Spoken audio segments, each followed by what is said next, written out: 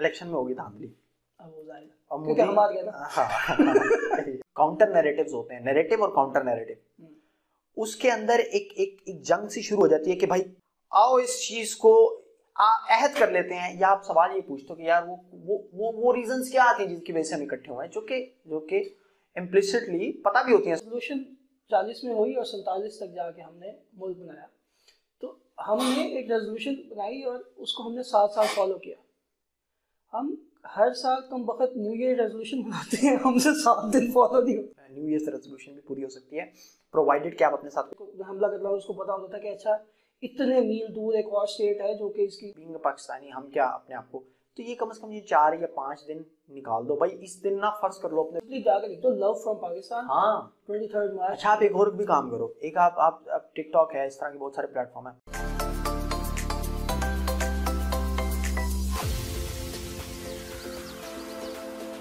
अस्सलाम वालेकुम everyone, fest and solution के एक और पॉडकास्ट के साथ मैं हूं एहसन इरफान और मेरे साथ हैं फहीम खान।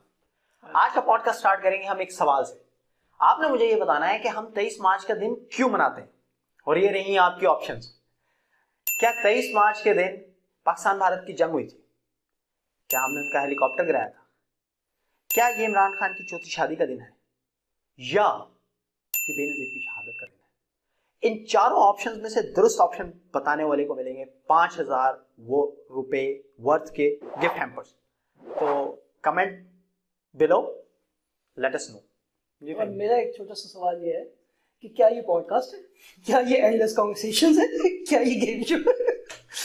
अच्छा खैर, coming to the serious thing, 23 मार्च का जो कॉन्सेप्ट है, ये 23 मार्च का जो बैकग्राउंड है, पहले तो थोड़ा सा उसको देख लेते हैं ना कि इसकी इंपॉर्टेंस इतनी क्यों है कि हम इतने सालों बाद भी इसको मना रहे हैं। तो थोड़ा बैकग्राउंड को एक्सप्लोर करें, क्या ख्याल है आपका? यार असल में 23 मार्च का सीन ये था बॉस के 1936 में हुए इलेक्शन में होगी धांधली, अब हो जाएगा क्योंकि हम हार गए ना। हाँ ऐसे ही हुआ, हम हार गए। जब हम हार गए ना तो 38 में अब हम हारे तो हमने बददुआएं देनी शुरू कर दी। अच्छा उसकी वजह से ये हुआ कि 38 में असेंबली डिसॉल्व हो गई, ठीक है, और उस दिन उस साल को हमने यौम निजात मनाया, ठीक है।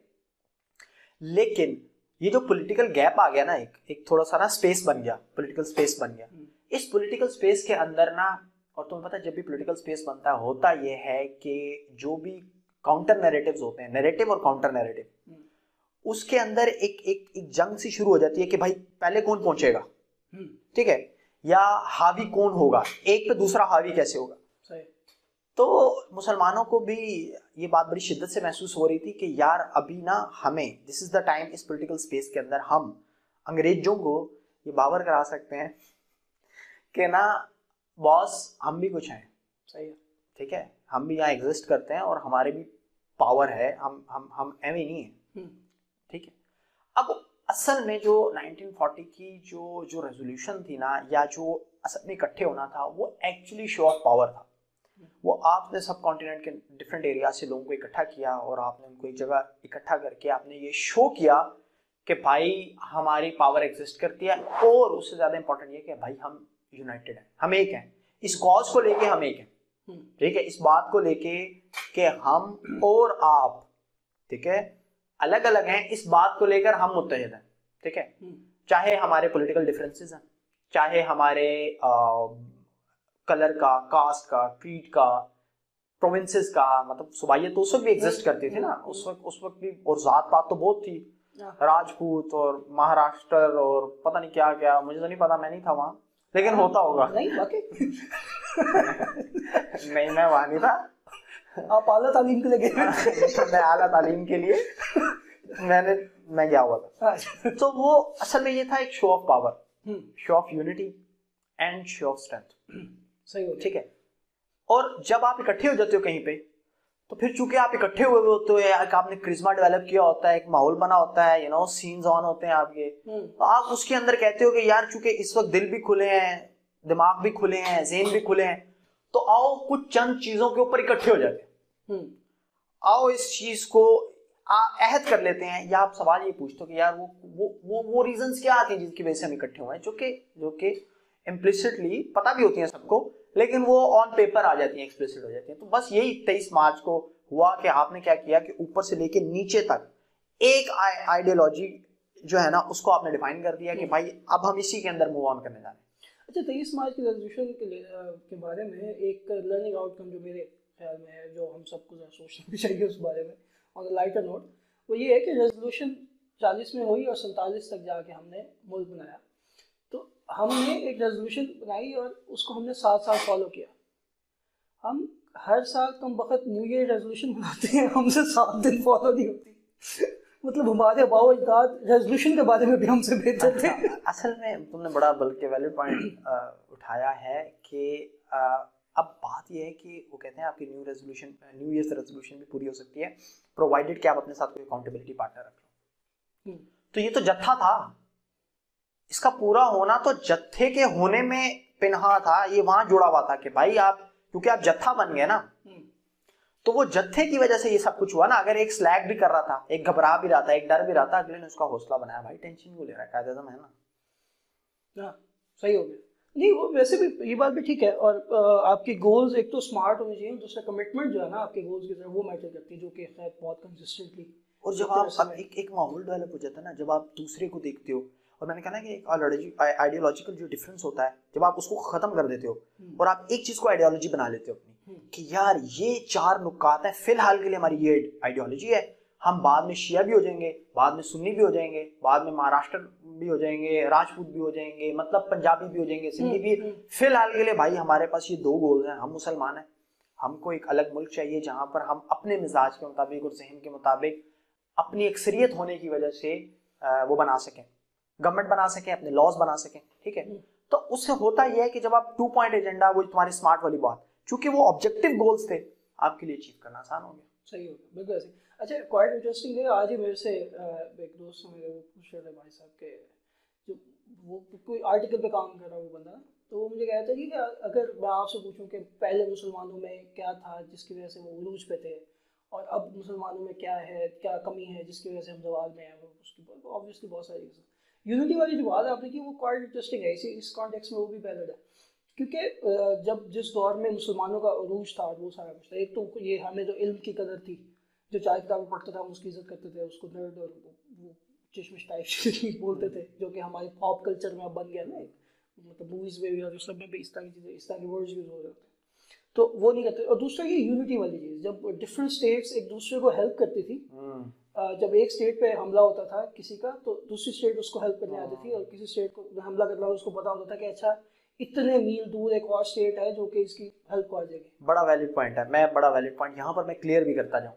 हम यूनिटी से यार मतलब ये लेने लग जाते हैं कि शायद यूनिटी का ये मतलब है कि सारे एक ज़हन से काम कर रहे हैं। यूनिटी एक्चुअली ये नहीं है, unity actually acceptance of differences है। जब आप डिफरेंसेस को एक्सेप्ट करने लग जाते हो, वहां से यूनिटी। बिल्कुल ऐसे, क्योंकि डिफरेंट होना is not a bad thing, we are supposed to be different.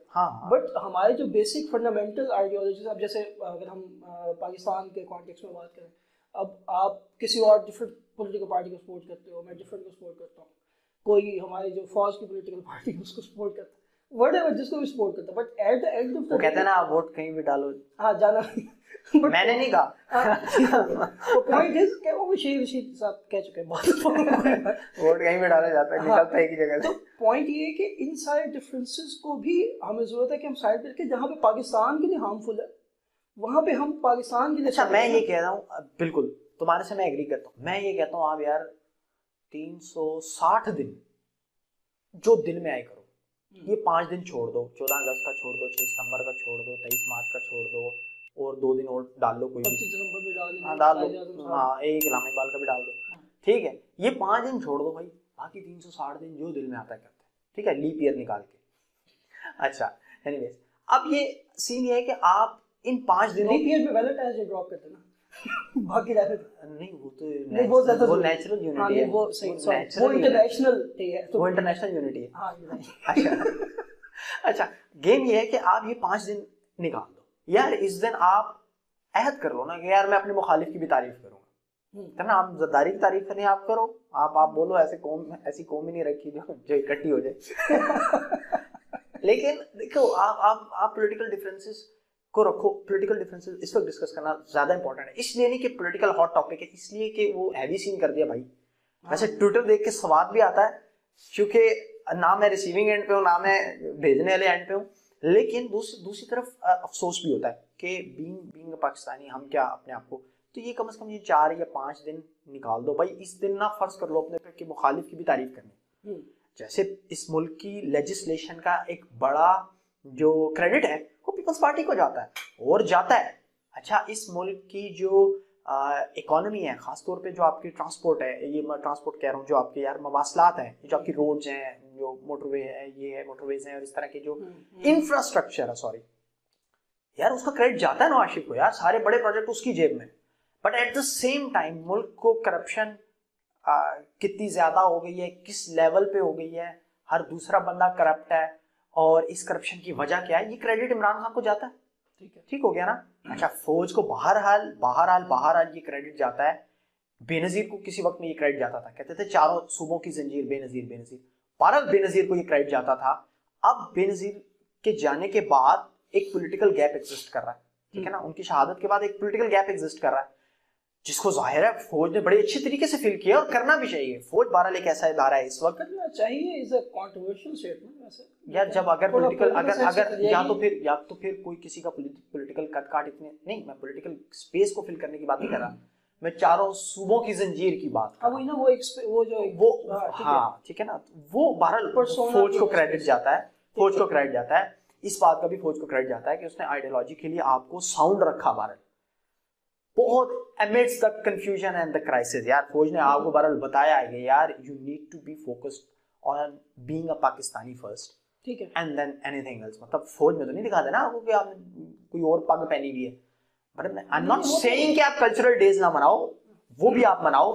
ये 5 दिन सिर्फ पाकिस्तानी सबको डीएचए में प्लॉट मिलता है ना, बराबर है सबको। हाँ, मुझे नहीं मिला। Let's just hope। बहरहाल नहीं, आप फौज में नहीं, आप आप तो हम जैसा बंदा तो खरीद नहीं सकता, मुफ्त में काम करना हमें किसी ने नहीं। मैं 2 दिन तक घूम के आया। हाँ सही। बस तो थिंग इज कि यूनिटी जरूरी है, और ये जो 5 दिन की जैसे आपने बात की, इन 5 दिन एक्स्ट्रा ऑप्टिमिज्म की जरूरत है। बिल्कुल, आपने सिर्फ पॉजिटिव चीजें और पॉजिटिव वाइब उनके बारे में सोचना। बिल्कुल ऐसे। अब ये देखो ना कि आपने एक 1940 में आपने एक गैदरिंग इकट्ठी की थी, उसकी रीजन थी ना, आप एक डिस्प्ले ऑफ पावर था, अपनी वर्थ शो करवानी थी आपने, और ये बताना था कि यार हमने अब महकूमियत को, या हम पर जो हमारे साथ जो नाइंसाफियां हो रही हैं, बस भाई there is enough of that, right. आज आपको वो जरूरत नहीं है, आज आपको उससे ज्यादा की जरूरत है। मैं कहता हूँ आपको पाकिस्तान रेजोल्यूशन 2021 की जरूरत है।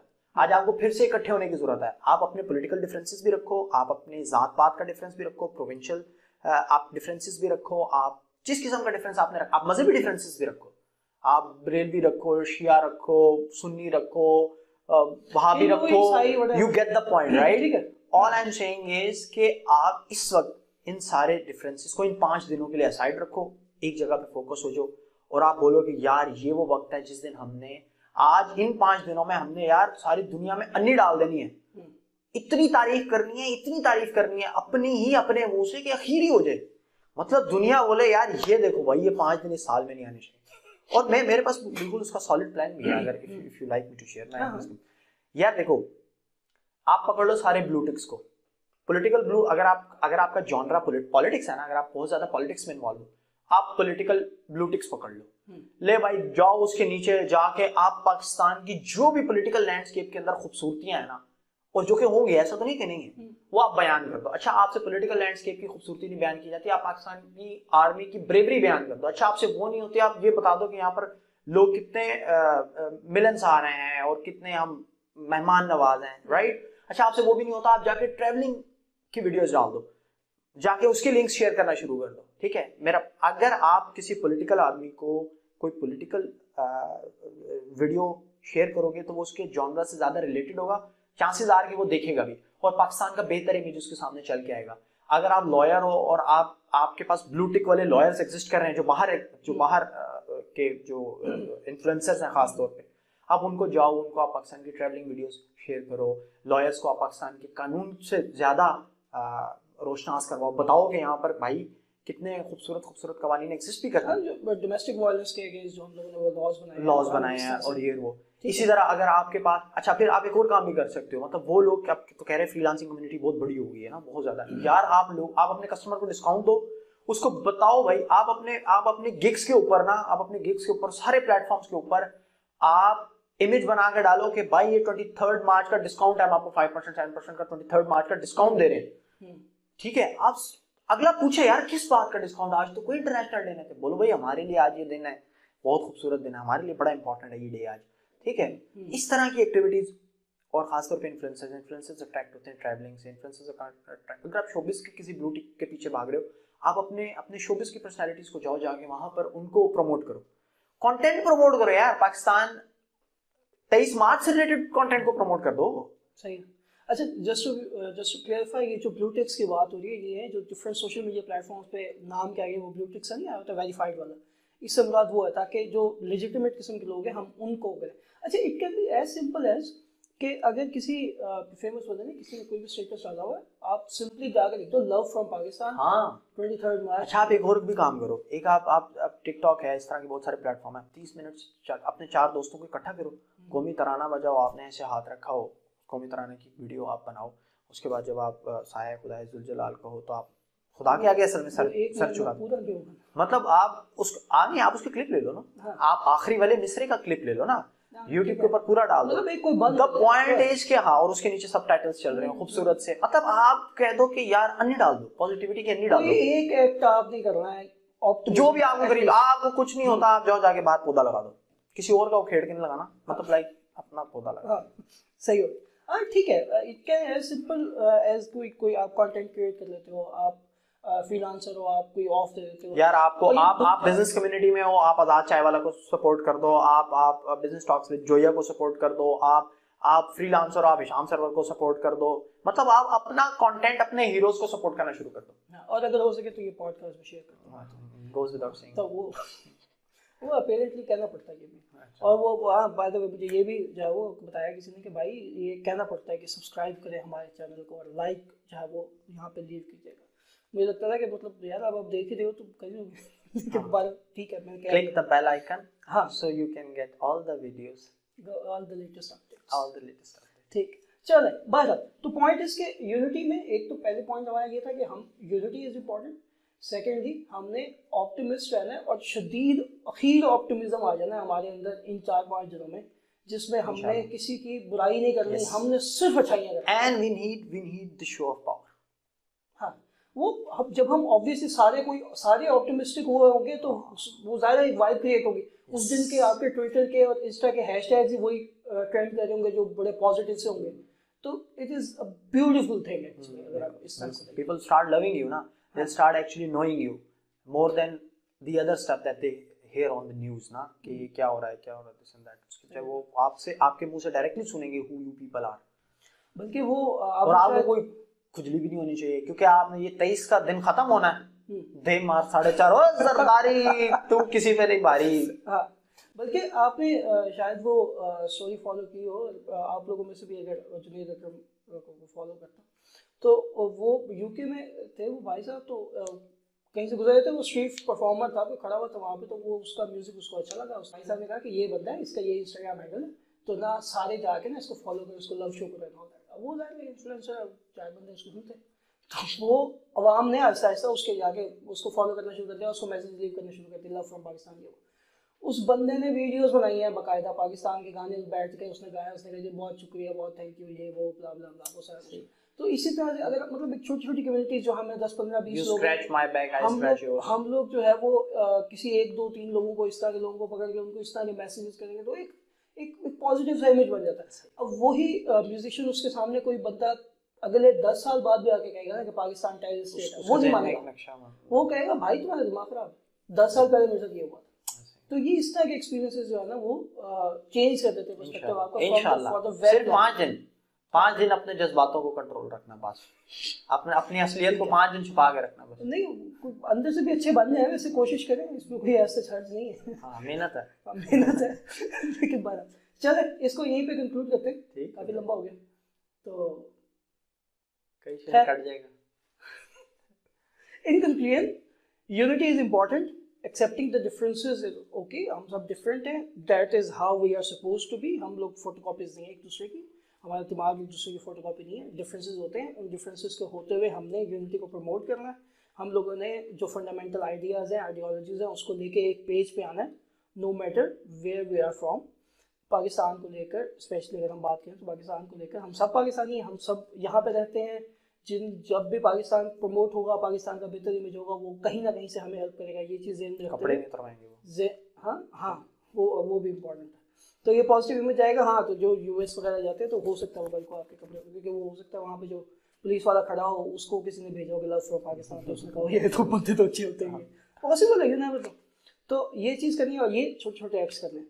So with that thought, thank you sir, बहुत शुक्रिया, आपने टाइम निकाला हमारे लिए। और अब ये वो पॉइंट था जब आपने मुझे कहना था कि ठीक है तुमने भी टाइम निकाला, तुम्हारा भी शुक्रिया, ठीक है। Thank you everyone, see you in the next episode. अल्लाह हाफ़िज़।